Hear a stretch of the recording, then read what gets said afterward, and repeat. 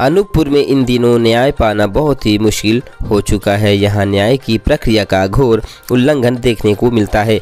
मामला बरगवां अमलई नगर परिषद अंतर्गत वार्ड क्रमांक 1 हनुमान मंदिर से लगी हुई भूमि 133/1 का है, जहां किसानों की भूमि भी लगी हुई है, जो एकमात्र खेत में जाने का रास्ता है। प्राचीन पुरानी नदी में जाने का रास्ता भी है, लेकिन शिकायतों के बाद भी कलेक्टर अनूपपुर द्वारा एक बार भी किसान परिवार से न मुलाकात की बात की, न ही किसी तरह से न्याय की बात हुई और बगैर पुष्टि के ही ज़मीन में बुलडोजर चलवा दिया गया।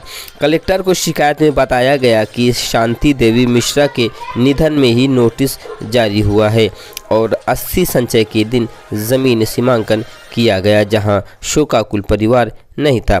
उनकी ज़मीन को नाप दिया गया। बात प्रदीप मिश्रा पत्रकार के परिवार का है, जहां उन्हें निशाना बनाया गया और टारगेट में रखते हुए कार्रवाई की गई, क्योंकि लगातार उनके द्वारा क्षेत्र में अच्छे कार्य किए जाते रहे हैं। बलराज हत्याकांड में नगर परिषद अध्यक्ष के भतीजे का खबर चलाए जाने से मामला बढ़ा और उनका नुकसान हुआ, जिससे द्वेष रखे पूर्व में सरपंची कार्यकाल में सरपंच सचिव द्वारा करोड़ों रुपए के शौचालय घोटाले हुए, उसका मामला उजागर किया।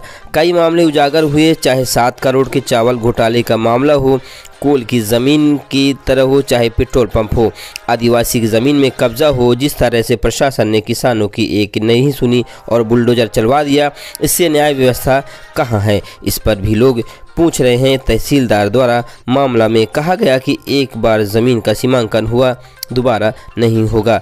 ऐसा क्यों है? क्या न्याय की प्रक्रिया इतनी है कि जबकि पीड़ित किसान मांग किया सीमांकन पुनः की जाए?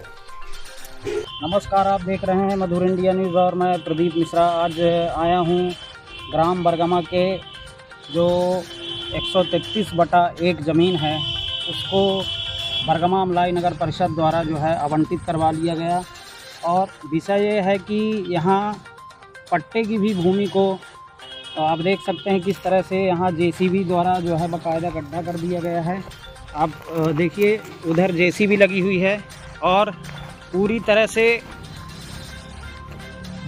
से यहाँ सत्ता के मदमीचूर नेताओं के द्वारा शासन प्रशासन का सहारा लेकर, जबकि बराबर जो है इस भूमि को 133/1 पर सीमांकन आपत्ति हेतु आवेदन भी लगाया गया, लेकिन सीमांकन आपत्ति का कोई भी बरगवां का मूल नक्शा रिकॉर्ड में नहीं है, जिससे बरगवां के लोगों को परेशानियों का सामना करना पड़ता है। बगैर नक्शा दिखाए ही जमीन मनमर्जी नाप दी जा रही है। RI कोड की शिकायत भी की गई, लेकिन तहसील में कोई सुनवाई नहीं हुई।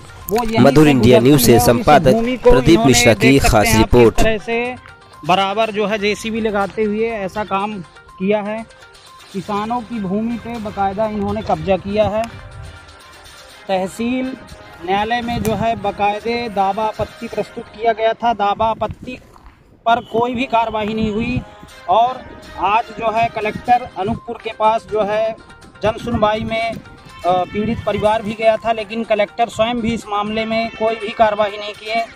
आखिर कलेक्टर साहब भी किसके दबाव में हैं?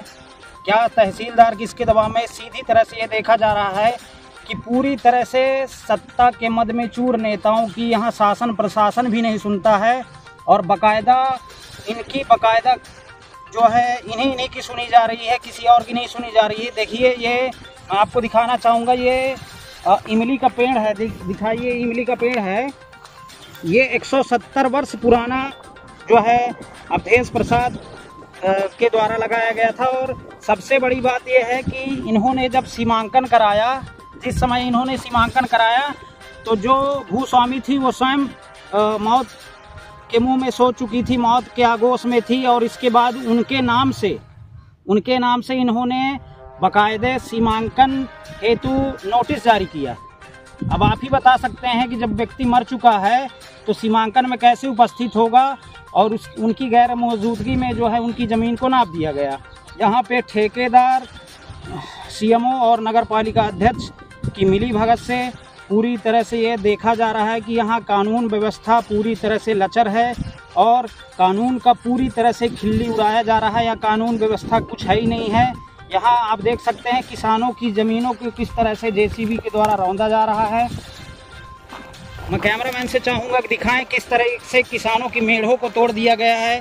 मैं आज सुबह भी बताया था और लगातार बता रहा हूँ कि यहाँ पे जो है किसानों की जो खेत है, मेढ़ है, उसको देखिए किस तरह से मोहन सरकार में इस तरह से भाजपा नेताओं की जो है हिटलरशाही चल रही। भाजपा के दबंग नेता जिनके द्वारा आपसी द्वेष के कारण बताना चाहेंगे कि यहाँ एक सोडा फैक्ट्री में एक बलराज हत्याकांड हुआ था, जिसमें नगरपालिका अध्यक्ष के भतीजे ने हत्या की थी और उस पर आपके थाना चचाई में मुकदमा भी दर्ज हुआ था। लेकिन अभी हत्या मामले में सीबीआई जांच की मांग की गई है, जिसमें विधायक फुंदेलाल मार्को द्वारा भी इसकी मांग की गई है।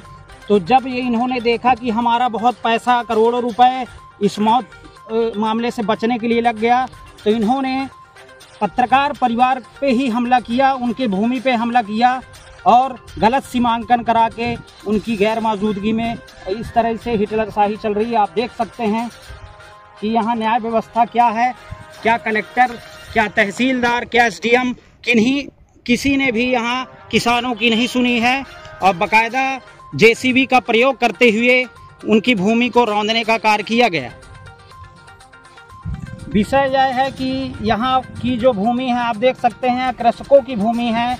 यहाँ पे पार्क बनाने की योजना बनाई गई है, जबकि पार्क एक ऐसे एकांत जगह में ये बनाने जा रहे हैं जहाँ पे कोई भी व्यक्ति ना आएगा ना जाएगा। यहाँ मौत के मुंह में कौन आएगा यहाँ पार्क। और दूसरी चीज़ ये है कि किसानों का मात्र एक रास्ता है ये जाने के लिए। देखिए आप देख सकते हैं यहाँ पूरे किसानों की खेतें हैं, ये लगी हुई है और किसानों की खेत में ये कहते हैं पार्क बनाएंगे, तो रास्ता कहाँ से देंगे? क्या नगर पालिका कहाँ से देगी? कलेक्टर कहाँ से देंगे? कलेक्टर साहब स्वयं बताएं।